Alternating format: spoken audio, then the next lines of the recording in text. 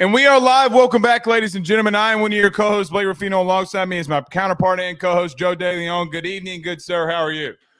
Doing great. Night before Christmas, feeling a little bit of nervousness. All I'm hoping, man, it's a close ball game. But we're not really going to talk much about the nanny today. There's a lot of other stuff. Yes, we are.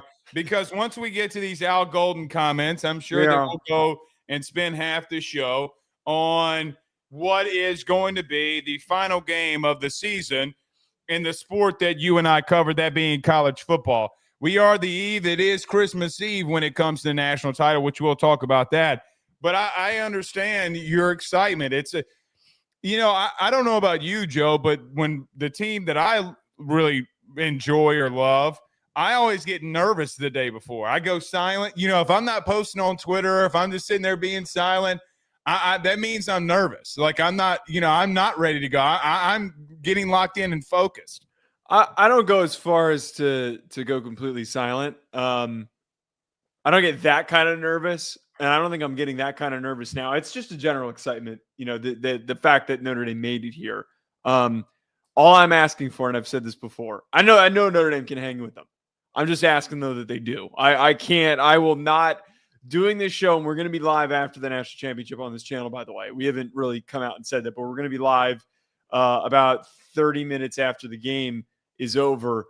I don't think it would be very survivable for me to sit through an hour stream if they got their asses kicked. That's all I'm going to say. Al Golden surely feels, and we'll talk about these comments, surely feels that they can match up man-to-man, pun intended, with Ohio State. So tonight we'll talk about that. Mike Denbrock was asked a lot of questions. Ryan Day was asked a lot of questions. Chip Kelly asked a lot of questions. I sat down today and listened to the whole Chip Kelly press conference. I thought it was fantastic. I thought all four coordinators being able to talk was fantastic. So we'll get to that. But, it's interesting. Our good buddy Wilson Alexander from the Advocate of Baton Rouge asked Mike Denbrock about Jaden Daniels, and I just got to come off in here and say all last year, so many people were so high on Caleb Williams, and Jaden Daniels just continues to prove why he was the best quarterback in last year's draft. I'm going to continue to say it. Blake. Jaden Daniels is tremendous. He's 1,000% the best player that was in last year's draft. It's not remotely close. It's not going to be remotely close. He took a team with a tomato can, a brand new offensive line, a shitty defense, and brother, they're one game away from the Super Bowl. Not a shitty defense. Okay, they have a really good defense. Oh, they've had some tremendous defensive lines. They traded away 3 of their 4 All-Pros. Blake, look, I think Jaden Daniels is a tremendous player, and I love watching him play. He's better than Caleb Williams. Wait. I'm not saying that. Let me finish. Can you let me finish talking? Can you let me finish talking? I'm not disagreeing that he's the offensive rookie of the year. He's the best player this year. But we can't make that determination after it's over. Season. No, it's over. Because I'm going to tell you something that I know for a fact. There may be a lot of things that I'm right and wrong about, but when a dude from LSU goes into the pros and 3 of the top 4 leading receivers are from LSU, it's a special place. Jamarcus Russell. It doesn't happen every single time. I'm not saying that Jaden Daniels is a receiver from Notre Dame that's had over 1,000 yards receiving in the last 15 years. We're not talking about Notre Dame. I'm just saying. I'm not discrediting Jaden Daniels. I love Jaden Daniels. I have regretted my comments about him. Oh, that's what I'm about to say. You better. I know. I have regretted the comments about him, but he's the best player in last year's draft, man. All I'm attacking is your claim that we can make that determination. I can make the determination that he's better than Caleb Williams. I don't think that that's fair to do. He had an awful offensive coordinator. Here's what you Rudy Poo draft dudes do. Here's what you Rudy Poo draft dudes do. Can I tell you? I told you that Anthony Richardson was a bust, and you still have yet to come in here and tell me that he's a bust. You understand that the support for Jaden Daniels' success, I think, actually paints the picture better for why someone like Anthony Richardson could succeed and why Caleb Williams could succeed. No. Meanwhile, the guys like Bo Nix and like Sam Darnold and Jared Goff failed in their playoff games. Well, here's the thing. Bo Nix, Jane Daniels. What did they both have in common coming out of college? They were fantastic decision makers. Caleb was not. He's not going to be. The thing that People separates will tell you who they are. And just like what we're going to see tomorrow, people are going to show you who they are. The thing that separates Jaden, Anthony Richardson, Caleb Williams, and Michael Penix decision making. The traits. The traits. Those guys have the traits and the tools to excel. And that was what I tweeted about. Just tremendously gifted athletes playing quarterback find ways to win over guys like Jared Goff every single game. And that was what we saw. Caleb Williams, when he gets a better offensive coordinator, is going to be better next year. I promise you that. He's taken a team that won 4 games last year to 1 game to the Super Bowl. That's amazing. That's amazing accomplishment. Caleb Williams could, would, will never do that. I promise you. All right. I try to warn you. Caleb Williams, I'm telling you, next year is going to close the gap. That is not a hot take. It's not going to happen. It's not going to happen. I disagree. Jaden's going to continue to whip his ass like he whipped his ass every single time. Y'all were too high on the wrong dude. I'm telling you. I'm never letting this one down. I'm never going to let it down. I'm just saying, be careful if things change. That's all I'm saying. Because Chicago proved that they're a horribly run franchise by not taking the best, potentially a generational quarterback. I'm not taking a man that paints his nails. Sorry, I'm not doing it. I think time will tell. That's all I'm going to say. I think that there's always a runway for things to change. Things change in an offseason instantly. CJ Stroud had an amazing first year, and then he's played great so far this season, but he took a slight step backward. He didn't really take the big jump that everyone was hoping for. Things change. That's all I'm trying to get at here. We'll see. Speaking of change, there is a lot of change. So a couple of things that we're going to talk about tonight. Yeah. Wisconsin safety Xavier Lucas, who signed a TV revenue share, NIL share, however you want to call it. I don't even know what, multiple articles called it 2 different things, so I don't even know. But signed with Varsity, the collective of Wisconsin. And, Joe, so we'll talk about that whole thing. What does Wisconsin do here? Does this ultimately change some things? I'm going to be very careful how I say this. One national college football media was very political this weekend, and I think that you know who. Senator Ted Cruz came out about this statement with Xavier Lucas. I think it's going to be interesting to see who, by the way, he's over this pretty much and trying to get some legislation. I'm not getting political with you.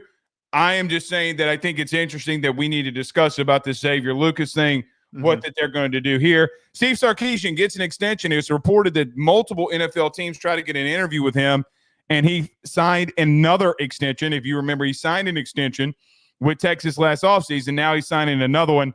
And then we'll get to the Al Golden comments coming out of the break, and then Bill Belichick. Joe, am I wrong in thinking that this Bill Belichick thing's a little overblown?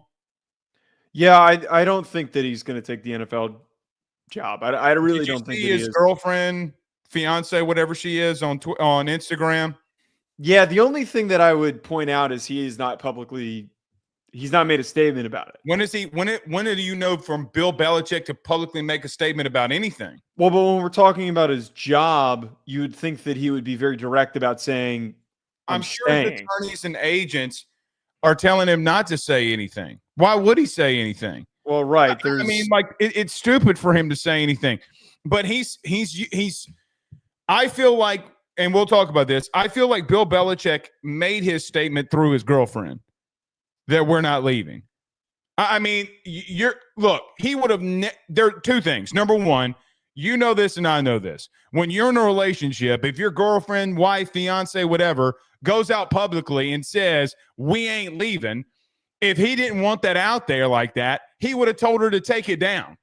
Like, it's come on, man. Well, the counter to that, though, is he social media savvy enough to even know tell me that she put that out there, though? But you can't tell me that his son wouldn't have told him, like, hey, Dad, because I'm promising you he's telling Steve everything.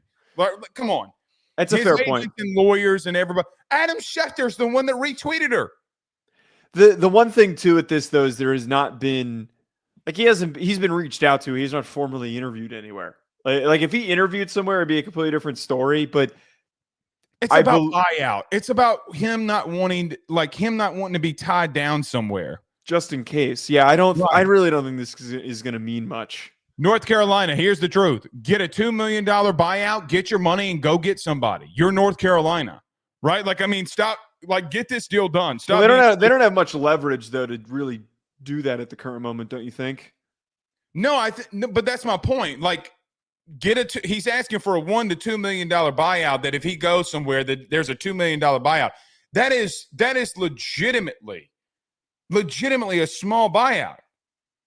Get it done. Yeah. What are we doing here? Let's get it done. All right. So we got lots to talk about. A lot of Irish in here. Jay Grizz is in the building. CS says, agree with Blake. Don't pick a QB who paints his nails. I have no comment on that. Joe, I listen. People will tell you who they are. They will tell you who they are. I'm dead serious. All jokes aside, very quickly, the kid can. Did you see the podcast he went on this week? Did you see the clips from it? It was the St. Brown one, right? Yeah, the St. Brown one. Bruh. He literally went out there blaming his coaching staff and teammates for the problems that they had. I didn't see any quotes, so I can't speak on that. I watch it. He's basically blaming everybody else around him besides himself. All right, this is a college football show, so we got a lot of shit to get to. I know you could talk a whole day about Caleb Williams, but I know. It drives me insane. All right, but Joe, we do have a new partner over here at Ruffino and Joe Show. Tell them who it is. Yeah, we are now partnered with Underdog Fantasy. We're gonna have a little bit more official branding and ad placement here. We're going to do a pre-recorded ad going forward. But if you want to use our promo code AYS, just those 3 letters, you can get up to $1,000 in bonus cash if you use that promo code and free picks. Anyone who hasn't used Underdog Fantasy, by the way, I'm a big fan of it. If you don't like to dive into the whole sports betting, the whole world of sports betting, it's a little bit more fun. It's a little bit more gameable. Do you think a guy can have a certain amount of receptions, a certain amount of rushing yards? Do you think he's going to go under?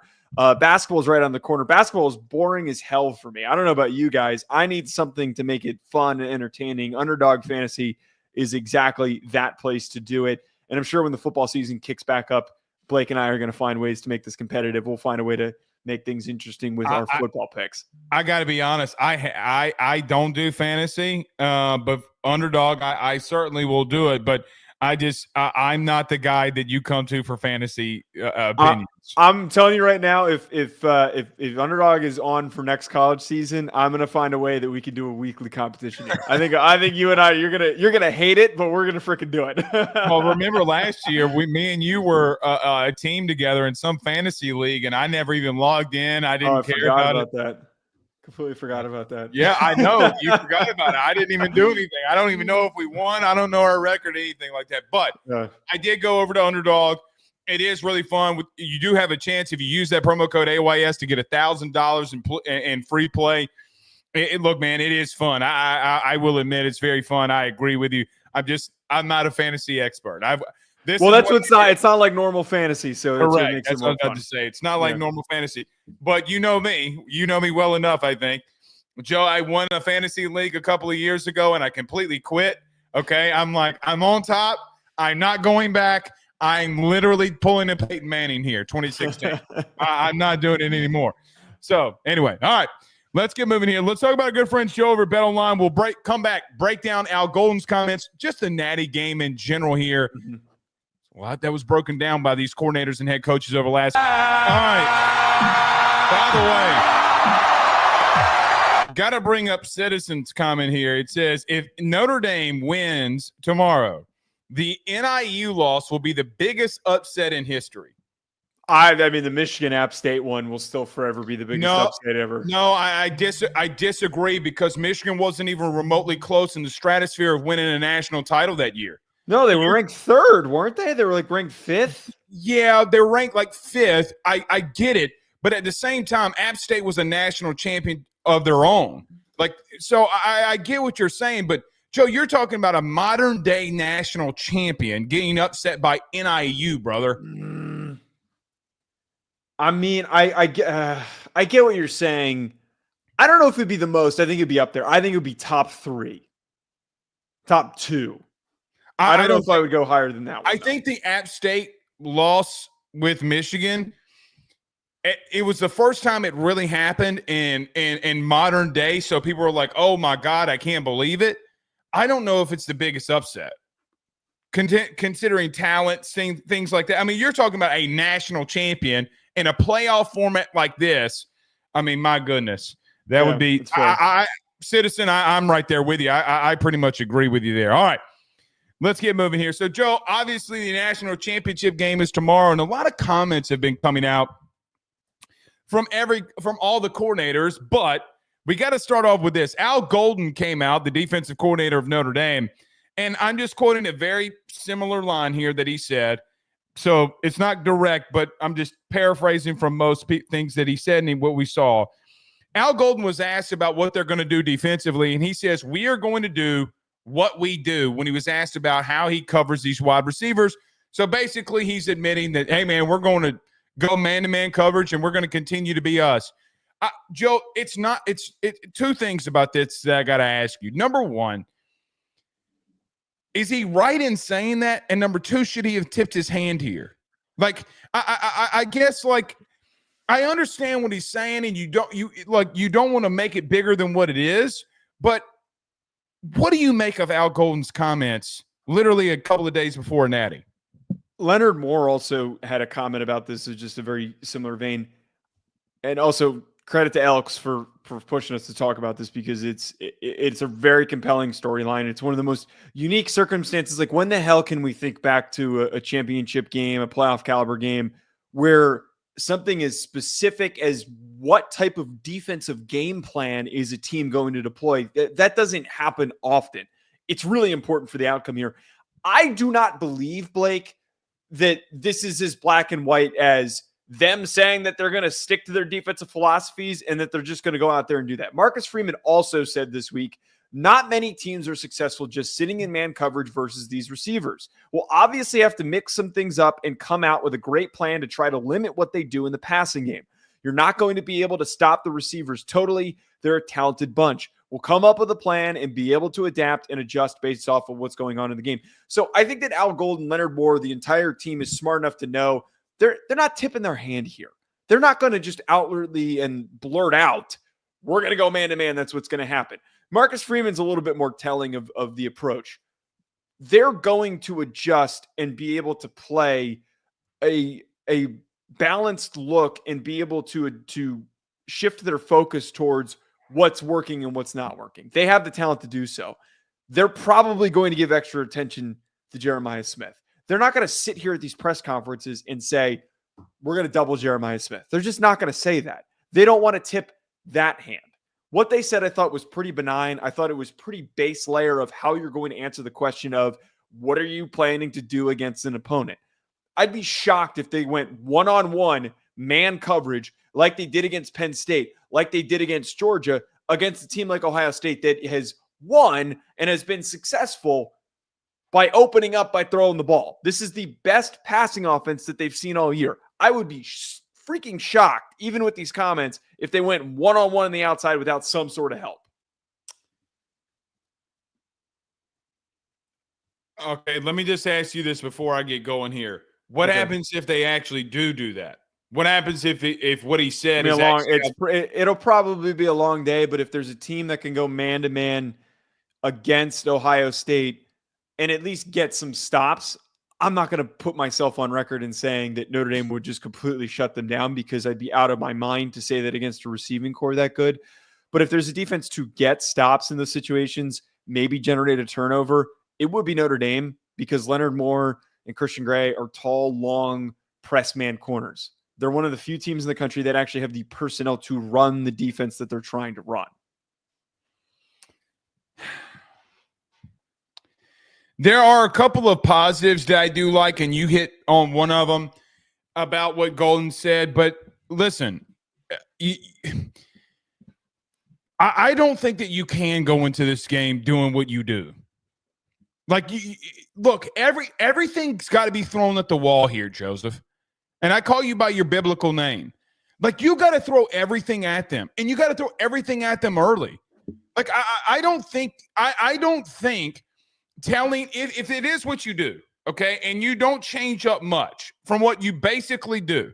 And I agree with you. I do think that they're going to shade dudes and try to do different things with Jeremiah Smith. I don't think Marcus Freeman and Al Golden are that stupid. I'm right there with you. Yeah.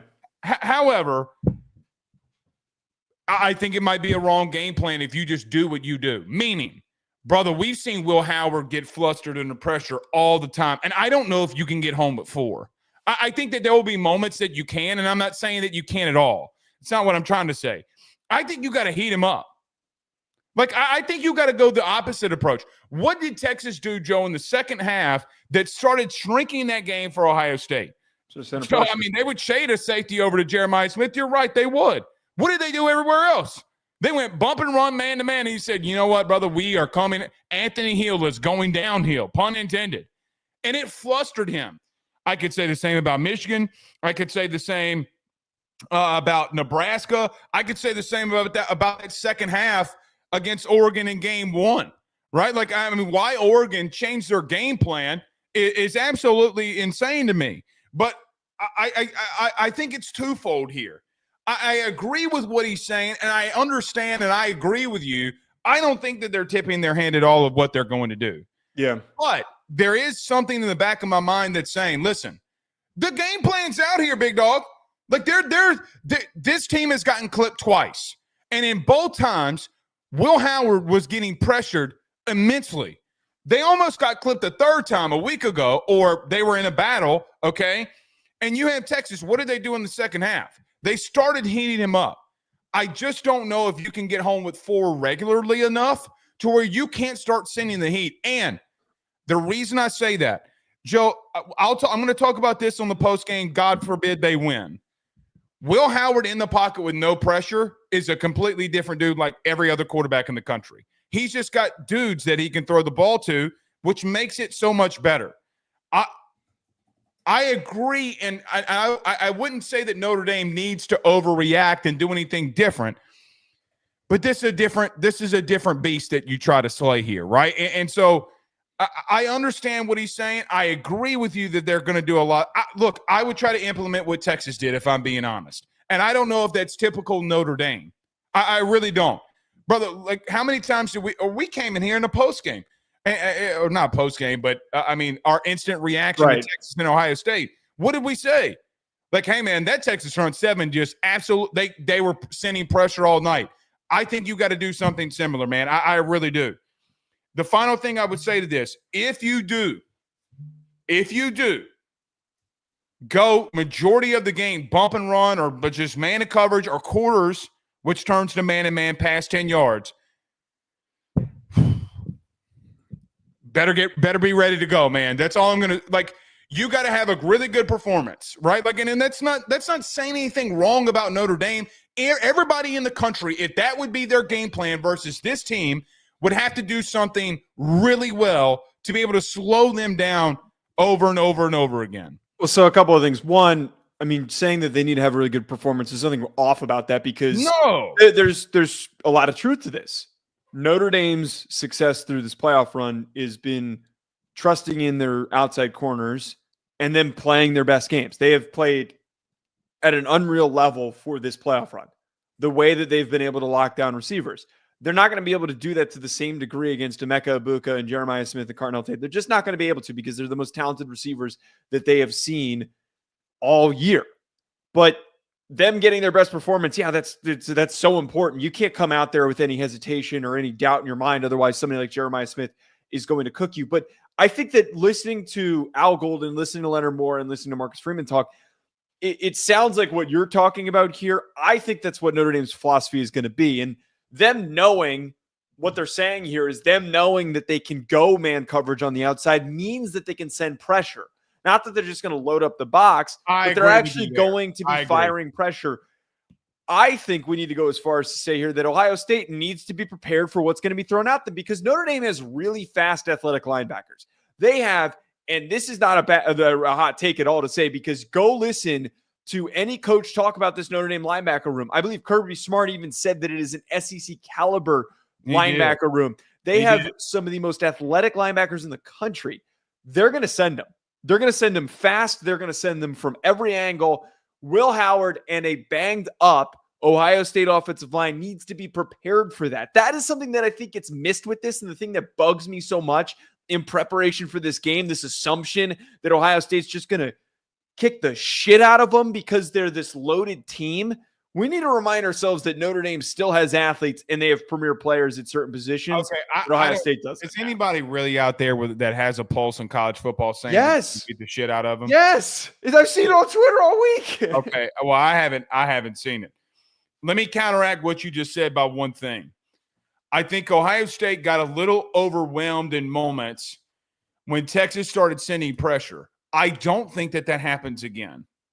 Meaning, I do think that when you have a 10-day window and you have a game plan like that, okay, I do think that they're going to test the edge early in the passing game from the running back perspective. Joe, I got to be real with you. If I'm Ohio State coming out in the first drive, I'm literally throwing the ball to Henderson and Judkins out of the backfield and making those linebackers that you talked about, I am making them stop me. Now, one thing that we talked about, you had said in the running game that Notre Dame didn't allow a rush past 13 yards. That is correct. But they did allow passes more than 13 yards. There's actually, I think, 16 yards to Nick Singleton. Or no, the 20-yard. I 20. Think, I was going to say, yeah, I think Patron Allen had a 20-yard rush. Right. Still, they didn't allow long rushing touchdowns. They didn't right. But they did allow a lot of these dink and dunk passes by Drew Aller 10 days ago they were very productive. I mean, the first drive, they moved up and down the field, and that offensive line was clanging and banging up front. It's going to be interesting to see I think it's very interesting to see for me, regardless of what Al Golden's comments, Marcus Freeman's comments are, none of that shit really matters. I'm really interested to see how they try to execute this because I do think that we saw something 10 days ago that Ohio State can replicate. I think the difference is that they have the better weapons to be able to execute. I thought Kotelnicki, I'm going to call it like I said, I think Kotelnicki had a great game plan. Mm-hmm. I don't think that he had the quarterback or the wide receiver core that can execute that game plan the way that Ohio State can. So we shall see. Whew. I'm telling you, man, I am so pumped up for this game. I really am because I think the chess match that you have coaching staff will be very telling and very interesting. Yeah. Last thing that I would say on this. Chip Kelly was also interviewed, and his comments didn't get the pub that Al Golden's did. You talking about the Oregon comments that he made? I mean, I was going to leave that alone, but yes, y'all can go look at it. There's a comment in which when Chip Kelly was interviewed, he said this. He said, being here has made me love football more. Dude, here's – well, no. I think what he's saying is that Chip is a guy – this was the best move for him. And, Joe, when you and I both know, we're on the air, what, 15 to – a lot. 20 hours a week at minimum, okay? And prepping for more than that, when you go to a podium and a microphone's in front of your face and you let something like that out, my man's just having fun. And it's interesting. I'm glad to see that because, man, NIL and the portal era, man, I'm sure it drains you. And I don't know that UCLA was really helping him enough to be able to defend what was ultimately coming. So, well, that's what she said too. But that was one thing that we talked about in the offseason when he took this job is that you and I speculated purely this is what he wants to do. He's going to be really happy just being able to draw up and scheme up plays and be the mad genius that he is, preparing to attack opposing defenses. That's what his livelihood's going to be. The version of the sport of now having to deal with all these other angles is not what Chip Kelly is. And also, even before he didn't like recruiting, really. It feels to me, it feels Monty Kiffinish, but on the offensive end. Yeah. I mean, how many times do you think Monty Kiffin could have been a head coach? I mean, the Tampa 2, I mean, he created an entire defense that 95% of teams run every week. I mean, what are we talking about? That it is interesting to hear comments like that. The Oregon one was crazy, but it was a little petty shot, whatever. But it comes to a point where I think you could see more of this. I think Chip is only the beginning. Right. No, I think that institutions, you better start investing into your head coaches. Like, so for an example, support systems for your head coaches. Bingo. And listen, we had a conversation about this on Wednesday, the end of the show. And to kind of not make an argument or anything entertaining out of this, what Brady Quinn said, I mean, like, sometimes institutions have to get and this isn't a shot at Notre Dame, I swear to God. But like LSU just went through it themselves. Institutions have got to have the understanding that when you invest into a head coach, it's not the contract you're paying him.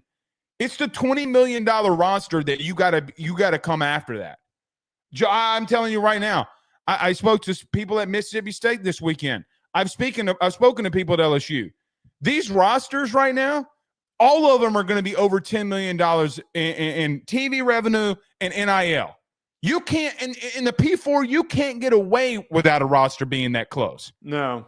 And the infrastructure is also incredibly important, and it's going to be something that's so important for the shape of the sport going forward. Jeff Hafley, who left to take the Packers DC job, is another example of this, and Gus Malzahn, who left to take an OC job. Like, there's mounting Gus and mounting. Literally just did it. Right. You see what I'm saying? I'm glad you brought that up. That's why you're a great co-host to me. Okay. Well, I mean, that you complete me, Jerry Maguire. All right. That's what she said. But case in point, right? Like, case in point, why does Gus leave a head coach of a P4 job? Joe, he wins the conference. He's going to the playoffs. Yeah, absolutely. Better invest. All right. You know who did invest? Who's that? The University of Texas gets an extension from Steve Sarkisian. It's been reported by multiple outlets that multiple NFL teams attempted to get interviews with Texas head coach Steve Sarkisian, in which he denied all interviews and got another contract extension from the University of Texas. This comes off of the extension, Joe, last year when the Alabama job came open. He got in another extension there. Joe, I got to be real with you. He's gotten to back-to-back Final Fours. I don't think that and Texas doesn't really worry about money here. They're all in on Sark. And you got to be. Look, I know that we talk a lot about Texas here, and we talk about the good things that they do and the bad things that they do. We talk about them not being able to finish and get over certain humps and obstacles. But the bottom line remains is, man, they're the Final Four team the last 2 years. Whether you like Texas, love Texas, or hate Texas, it doesn't matter. I'm glad that Texas was on point with this because they knew that interviews were trying to be happening here. And they shut it down from the very beginning. Let's go back a year ago, Joe, damn near close to date. What happened when Nick Saban retired? Who was the first name that came up? Texas said, you don't come off in the state of Texas and grab our coach. It is not happening. I understand that a lot of people brought up the situation with Steve Sarkisian or after the extension, that the sense of like, hey, man, somebody gets a little too comfortable, they start losing. I don't think that happens here. But it's something to be said about getting the back-to-back Final Fours and your coach locking him in long-term. It's kind of funny to think of the context of this, though, that he already has this massive contract that he was getting paid $10.6 per year. And I didn't see the end contract. Did you see what's the bump now that it is? Well, I didn't see that. I saw somebody sources said that after final negotiations, that at the end of this contract, he'll be making $14 million a year. He'll be the highest paid head coach in the country. And Joe, I got to throw this out there, which throws the Brian Kelly, Lincoln Riley contracts. It makes them look like jokes now. Because you're damn near going to be investing $140 million in a decade to a head coach. Yeah, a lot of money going into these contracts. And it's just funny to look at, though, because you already had this insanely long contract, and it's just, hey, here's an extra year because you decided to stay and avoid going to the NFL. And added $20 million to his buyout, allegedly. Yeah, well, we talked about Blake when there was the Dan Lanning to the NFL possibility, and then recently the Marcus Freeman to the NFL possibility. I still really thought that Steve Sarkisian was the most likely to make the jump because he actually has a background being an offensive coordinator in the NFL. I don't think he has any desire to go to the NFL. I think he has the traits and the qualities to be a successful NFL head coach, seeing what he's done at Texas. But him being with the Longhorns is best for their long-term future. Giving him as much and continuing to provide him with the resources necessary to cook the way that he is what is going to get them back to winning a national championship. I keep coming back to say this. I still firmly believe that Texas will win a national championship in 2025. I think that is going to be, or 2026 when they play in the playoff. They're going to be the team that I push the most during this offseason. But the results that he's had and the meteoric rise where they went from being an enormous shit show of a mess in his first year, taking over from Tom Herman, and making them competitive, and then just gradually just adding more building blocks to make them even better and even better. And now they've got elite playmakers that were freshmen and elite guys like Arch Manning, who was willing to commit to the team long enough to sit and wait in the wings and then now gets to take over. The real opportunities and the real future of this program is still ahead of them. I think that the results that they produced, Blake, early on were just a small sample size of what Steve Sarkisian can do. The only thing that ever really got in his way from reaching his potential was the whole alcoholism thing and everything that held him back with that. And the times that he was fired from USC and he did a poor job with the Atlanta Falcons and was inconsistent as the offensive coordinator there. He has figured out how he can lead this team and help get them right. And I think that there's just only going to be so much more success and production for this program. I'm going to take what you said there at the end and go a different direction. Okay. The different direction is now you do have to get over the hump. That's a very good point. I do think that there comes a time where I'm not saying that he was capped out or tapped out being into the Final Four. And Joe, let's just be frank here. I mean, he still couldn't get over the hump and beat a Georgia team who beat him twice, right? I still think Texas was more underrated defensively than anybody wants to talk about. When you invest this much into him, though, Joe, when you go into Georgia next year, because they're going into Athens next season, you got to go away and get a win. Now, he did it against Alabama, okay? He went into T-Town, and he got a win against Nick Saban in his final year. That's a massive thing. But I'm talking about winning, and I'm talking about winning the conference and winning these high-profile games. If we're going to call it like we see it, Joe, I mean, in these two brand blue blood versus blue blood matchups, I mean, what, they're 2-4? He's 2-4. He's got Michigan, and he beat Bama. These other ones that are real contenders, you're not able to get over the hump over. And that's the thing for me that I say, look, I get it. You can't let him walk.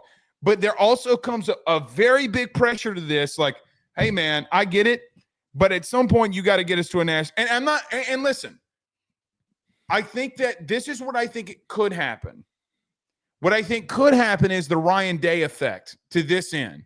Mm-hmm. If you don't get over that hump, what happens if Ryan Day loses tomorrow? What is the national narrative about Ryan Day tomorrow? We're gonna talk about that if that happens. But see, like it's your first thought. It doesn't mean that Ryan Day sucks as a head coach.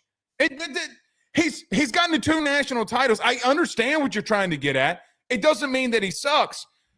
That same talk is going to be happening about Steve Sarkisian if he can't do that. And you know how I know that? Here's how I know it's not even opinion. Because I just mentioned it to you, and you're like, oh, yeah, we're definitely getting to it tomorrow night if that happens. That is the point that I'm trying to make. So I love for Texas that they kept him. Like if I'm a Texas fan, Joe, I got to be real with you. It's the most confidence that I've had about this program in over a decade. Yeah, and to echo the point that you made, I think that acknowledging both sides is incredibly important, because the one side of, yes, he's earned it. He has done so many great things for this Texas program. When you have a coach who's showing signs of improvement and the ability to reach the playoff and to be in the SEC championship game in their first year in the SEC, those are all positive signs. You can't lose a guy like that. You just can't. Look how long it took them to find somebody since Mac Brown started to take the downturn that he had. Oh, and right now, do that again. They did not want to go there again. Before the contract extension that he just got, he was the third highest paid coach at 10.6. Dabo's 11.1. Kirby is 13.2. I believe those rankings are going to end up changing because I think some of those contracts scale. But the point is, what has Sark done going forward for him to deserve to be in that top 2-3 of the highest paid coaches? He needs to get over the hump, because like a guy like Ryan Day, as much as he is scorned by Ohio State fans for not being able to beat Michigan, he still has Big Ten championships. He still has college football national championship appearances. The same thing applies here for Kalen DeBoer and Brian Kelly getting in there, and he's much further down the list. Mark Stoops has to be one of the most ridiculous ones, who's getting $9 million, who's on this top 10 listing. But he's number one on my hot seat, by the way. Yeah, he should be. But with all that being said, Sark has shown the capability to get there. But I agree with you. Now that he gets another year tacked on, and then anyone who tries to come in and take him away, the NFL is going to do this every single year. The more success he has, he's got to get them to the national championship this year. Not saying that he needs to, otherwise he gets fired. That's not what I'm saying. But he needs to get him there in order to control the narrative on where he's taking this program, and they don't just become what Ryan Day was doing with them at Ohio State, or I'm trying to think of another. But yeah, I think it's probably the best example, the one you just gave. You asked, what has he done? He's the only coach to get to back-to-back Final Fours. Right. It's an amazing accomplishment. Why he earned the extension. Right. I mean, like, it's why NFL teams are after him. Right. Like, I mean, we hear this Marcus Freeman stuff. Okay, great. Right. Can I tell you the real truth? Here's the real truth. The real truth is Sark is probably the NFL's, eye. Like he was Lincoln, but not really. But Steve has been there and he's done it. Like, name a time that Sarkisian – I mean, I know you talk about, like, the Matt Ryan Falcons. They still went to the playoffs. They still won the division twice. Right. I mean, we sucked. Okay, well, I mean, is that all on him? It wasn't. It wasn't all on him. But I'm with you there. All right. Joe, we got to get to this, okay, as we start wrapping the show up. But over the weekend, some very crazy news came out in reference to safety from Wisconsin, Xavier Lucas. The NIL rev share agreement that he entered into for varsity sports and the rev share that now is going to be implemented July the 1st. I understand what Ross Dellinger put out there on Twitter yesterday. However, Senator Ted Cruz immediately shot that down, coming out and saying that football rev share is going to make majority of the money. Title IX, no, we're doing this, okay? I'm not going to fight over the political realm of this, okay? That's not my fight. Right. The fight I am going to get into here is Wisconsin did come out with a statement regarding the TV revenue share agreement they signed with Lucas, along with an NIL deal, by stating, Joe, we have credible information indicating impermissible contact between Xavier Lucas and the University of Miami football team prior to him entering the portal. There's multitudes of layers here, so I open up the floor to you.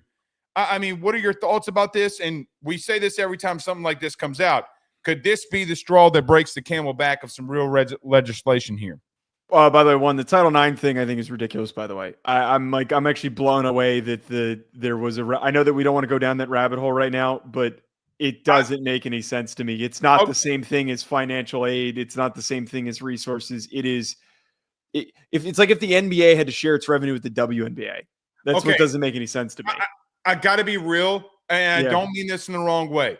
It's not just one person this was everybody that was reporting it. A lot of people are on this side, but the side that I'm saying. I think a lot of people realize it doesn't. I know that they are. Here's the thing, though. Okay, literally, there was a massive overreaction to the Title IX thing that it was taken out of context. Okay, the Department of Education basically came out and stated, and please go and look at it. If you want to go look at it, please go do it. But Linda McMahon is going to be the director of education. She said universities need to make sure if they're doing TV revenue share that everything falls in line with Title IX. She didn't say that TV revenue share. She has no idea what TV revenue share is, right? Like, no, zero clue. Yeah. She was asked about something that she has absolutely no idea what she's talking about. Okay.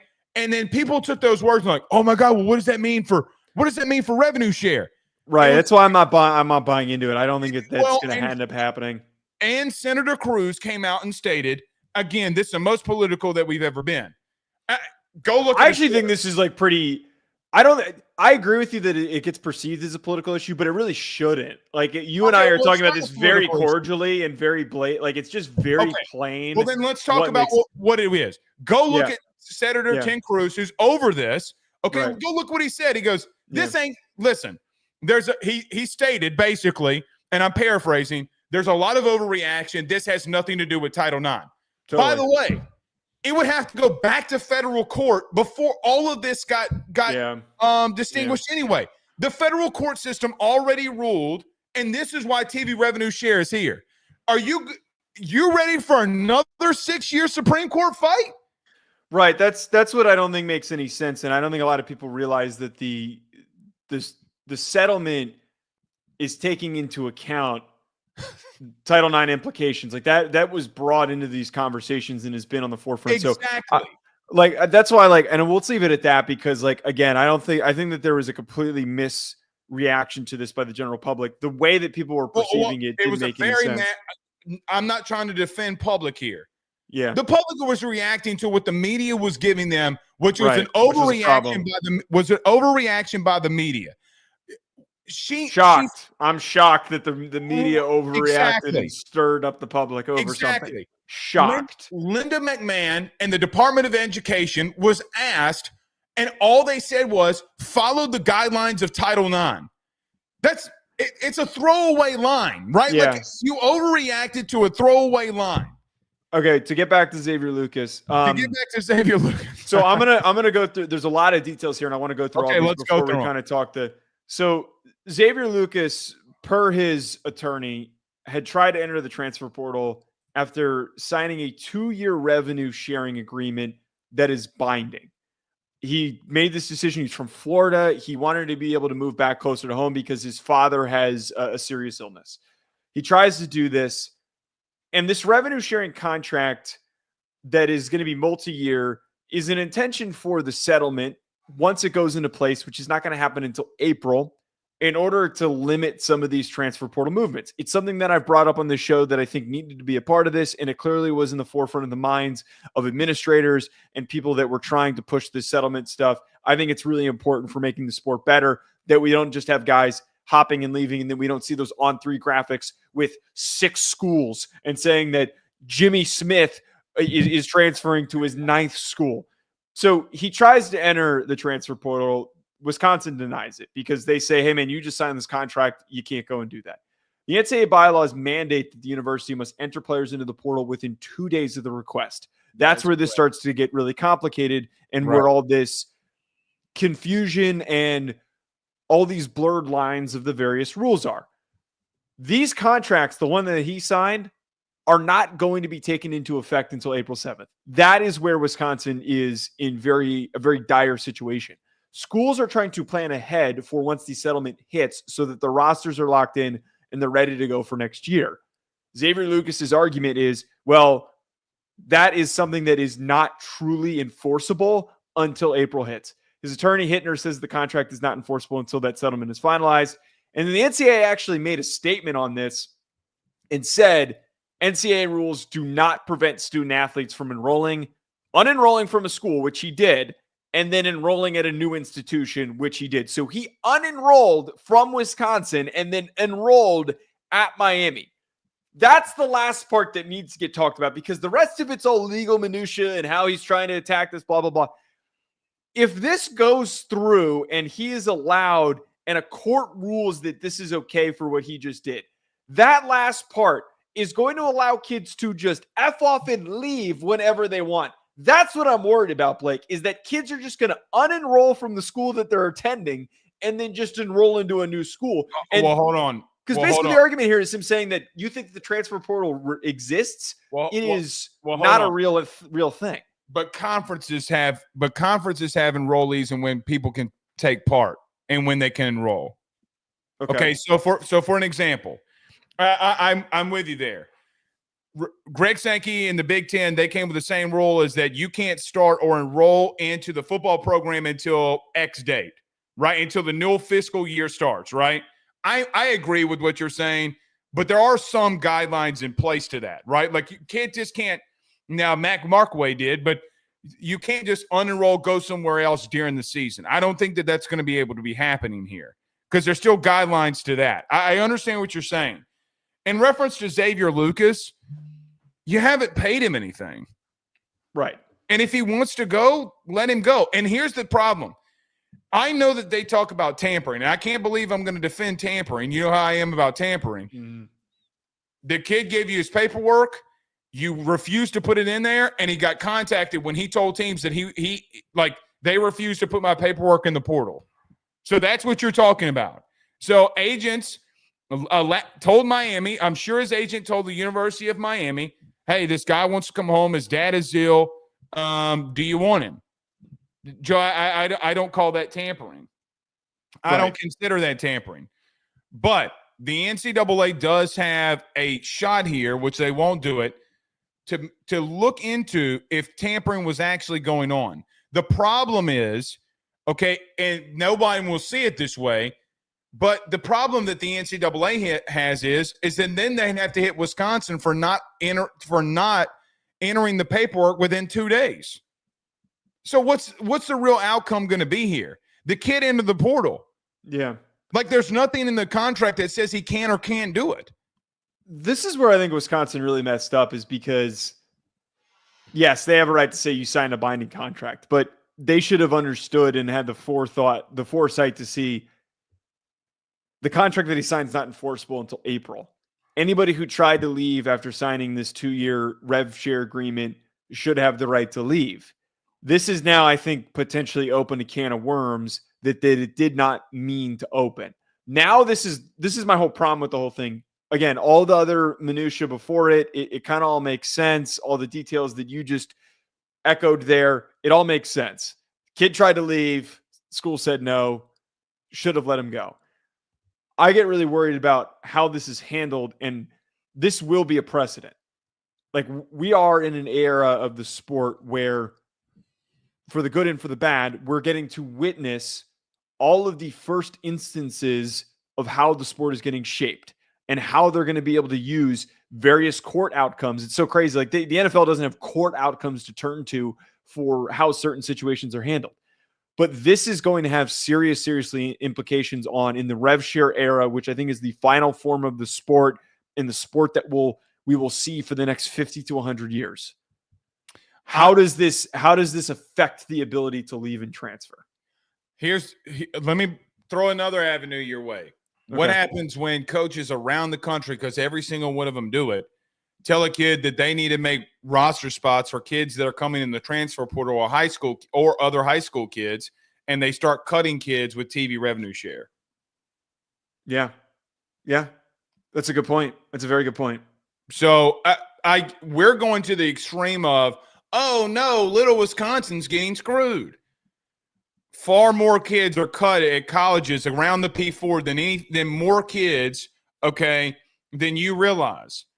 Go on go to Hayes Fawcett on Twitter.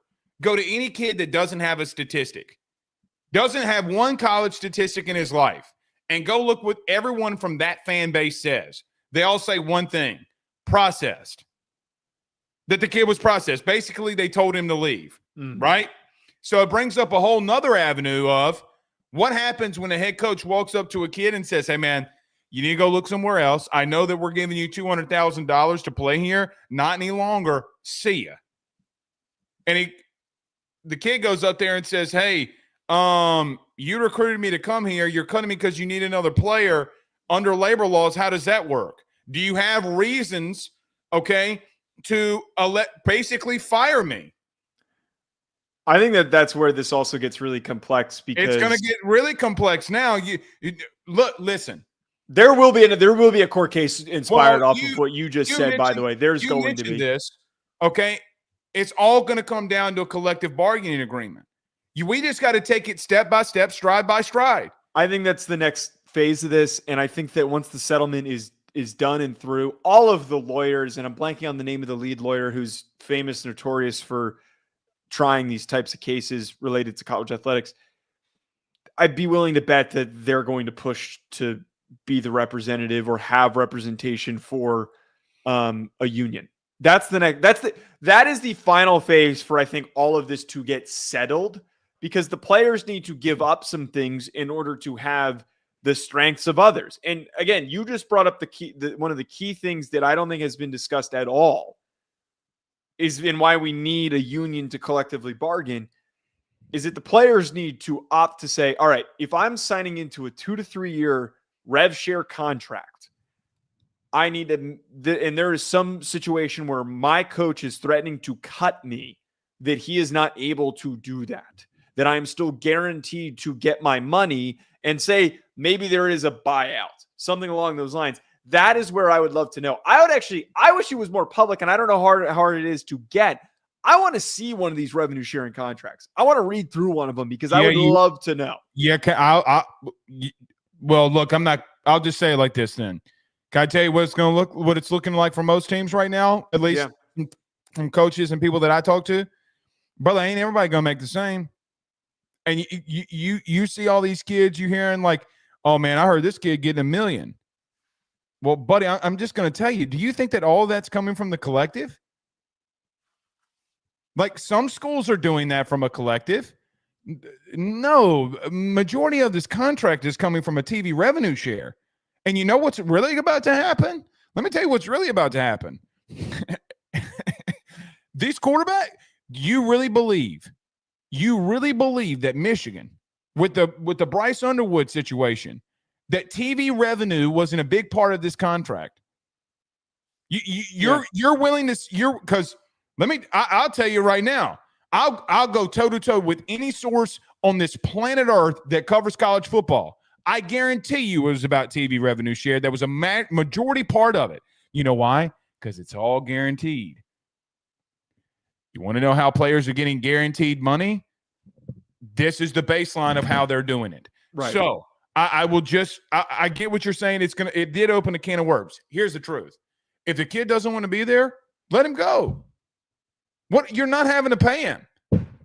What are you mad about? Well, you're saying this specific instance, right? You're saying what are you? They effed themselves. They really shouldn't have done this, because nobody would have even the fact that the NCAA came out and said that they can't prevent students from unenrolling and then enrolling in a new institution. That is where I start to get really worried. Well, it's because of the verbiage of how he used it. You knew that was the truth all along. That's you knew true. It was. He just put it in a way that hit you in a different light, and you're like, "Oh shit!" And I'm like, "No, young Joe." Well, It's been the case. I don't know if it's that. It's just more so that like when it's so cut and dry like that, and it's basically being challenged, like, "Hey, you think that the transfer portal is a thing? Psych, it doesn't exist." Okay. God, we've talked more about politics on the show than anything. I got to give Charlie Baker a lot of credit from a month ago when he was on Capitol Hill. Mm. And these senators are out there saying, what do you mean you're allowing X, Y, and Z to happen? And he's like, the federal court system said I had to. And they're like, but you didn't take a stand. And he goes, Senator, I can't. What are you talking about? The whole Leah Thomas thing, right? Like, it was basically what it came down to. And he's like, Senator, the Supreme Court ruled on it. There's literally nothing I can do. We get in civil lawsuit if we ban this kid. It's so stupid. Oh, right. By the way, guess what? The same Supreme Court said that you can't tell a kid where he can and can't go to college. The Supreme Court also ruled that you got to pay $2 billion in back pay. I mean, Joe, this is it's nuts, man. It's nuts. All right. Last thing before we get out of here, do you want to get to the super chats from Fravo or do you want to get to Belichick? Why don't we get to the super chats and then we can wrap on that because this Okay. Belichick stuff's kind of dated. Fravo we talked about it at the beginning. Fravo says Ohio State fans love stats and use it to fit everyone of their arguments. We played USC, who is the number 10 passing offense. OSU is 25th. Moore will lock down Smith.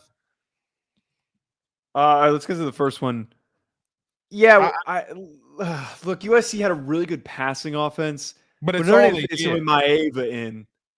Well, it's all they did too. I mean, they threw the ball. I think that they had a combined over 550 passing attempts. Go look it up. I'm pretty sure that they had well over 500 total attempts. You're gonna be statistically up there, right? I mean, they were overly. You are right about that. They were. I think Miller Moss was at like 3 something, and then Maeva was like at 2 something. I want to see passing offense. Just double check that. Yeah, South Carolina was 10th, but I think you are right. I think that South Carolina, Southern Cal. Oh, Southern California. They were 7.1 yards per attempt, and Ohio State's 9.16. So there's a whole 2 yard per attempt difference. I think that kind of paints the picture there of the difference in their like to what you were just saying that they're throwing the ball a shitload more because that's just their bread and butter. Ohio State ran the ball a lot more than you would expect. I'm not. I don't know, man. I don't know if that's good. That's like with it non-context. Miller Moss in 9 games threw the ball 362 times. Yeah, that's insane for him not even finishing the season. Right. Maeva threw the ball in 7 games 169 times. Yeah, USC was 534 passing attempts total. They were 7th. They were 7th in total passing attempts, and I don't even see. Ohio State was a whole 100 less, and they've played in multiple pass. Yeah, I think that we got to pay attention to the context of those statistics. Right. It's going to be a hard game. It's going to be a really, really hard game. But I to that point, put Leonard Moore on Jeremiah Smith. I don't really trust Christian Gray on Jeremiah Smith. I'm just going to leave it. You shouldn't. I agree with you. Fravo also says the key for Notre Dame to pull up the upset is to play the same game plan that Michigan, Nebraska, Penn State, and Texas did. 3 of those teams lost, but they didn't execute late. Notre Dame will 24-21. That we don't disagree with because we've said that Marcus Freeman actually even came out and talked about how the Michigan game plan is one that they're trying to emulate.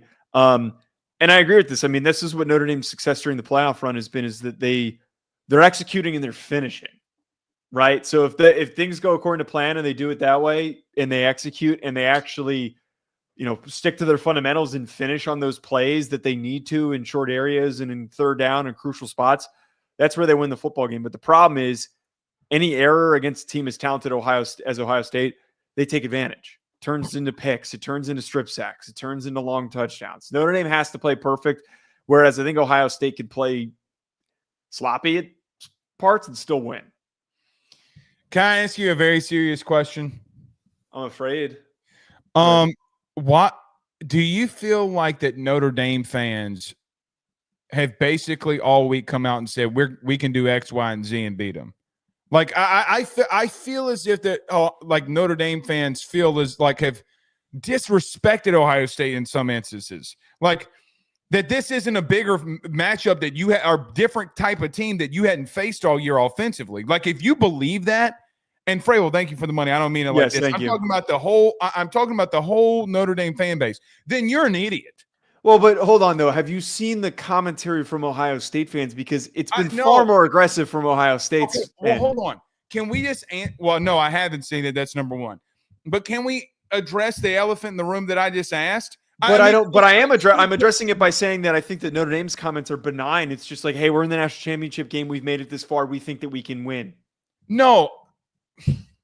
Like, I really don't think that what they're saying is – to say that they can No, I compete feel toe to toe like is there's not been disrespectful.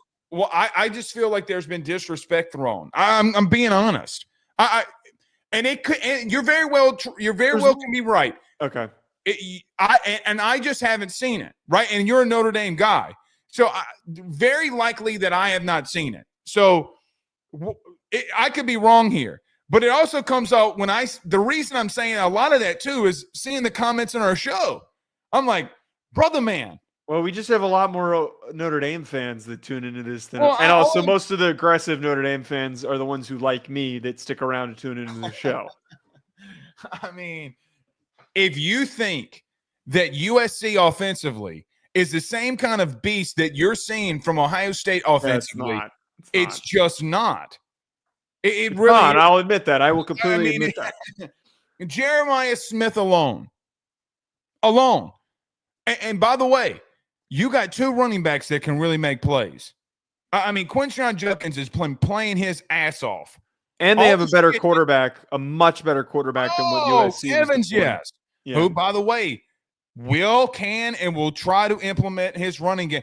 I think the biggest thing we're going to say, man, Will Howard actually ran more than we normally see him do. I think everything's on the line, man. Everything's on the line. All right.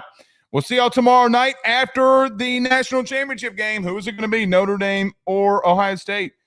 Me and Joe will be here talking about it 30 minutes after the game, so I hope you'll be there with us. So y'all have a good one. See ya.